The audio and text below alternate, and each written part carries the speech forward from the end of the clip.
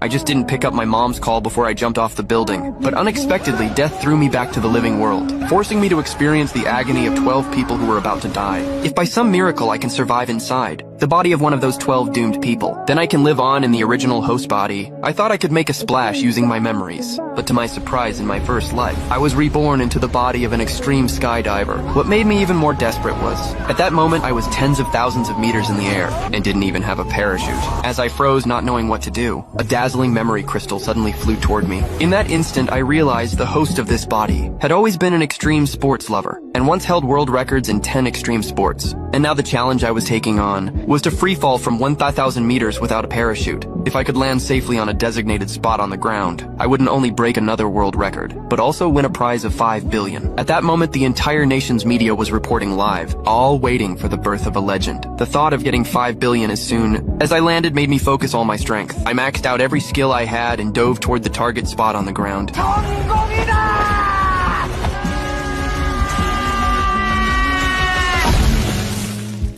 Had no clue I'd just parachute in and get boxed instantly. In that instant, the audience's heart sank. Watching 5 billion fly away like that was heartbreaking. I felt so miserable. I begged death for one more chance. I promised next time I would succeed for sure, but death just sneered, because I had already used up my first chance. Then death raised a pistol and pulled the trigger without hesitation. When I regained consciousness again, I found that I had become the son of a wealthy tycoon, and was boarding a private jet to fly overseas for a meeting. But before I could enjoy the moment for even 5 minutes, the plane plunged headfirst into the fog. That instant, I knew I was about to die, so I quickly buckled my seatbelt tight and pulled the safety airbag onto myself. But after 5 minutes, something miraculous happened. The plane stabilized. It turned out we had only passed through a thundercloud and hit some turbulence. Soon I made it to the lounge cabin, seeing top-shelf wine and luxury goods everywhere. I couldn't help but sigh, this is what rich people's lives really look like. But just when I was daydreaming about that bright future, one of the plane's engines suddenly exploded. The plane began to plummet rapidly. Terrified, I mustered all my strength to get back to my seat and refasten my seatbelt. At that moment, a flight attendant tried to come over and calm me, but before she could, a massive hole ripped open in the fuselage. The air sucked her right out, and the whole plane exploded instantly,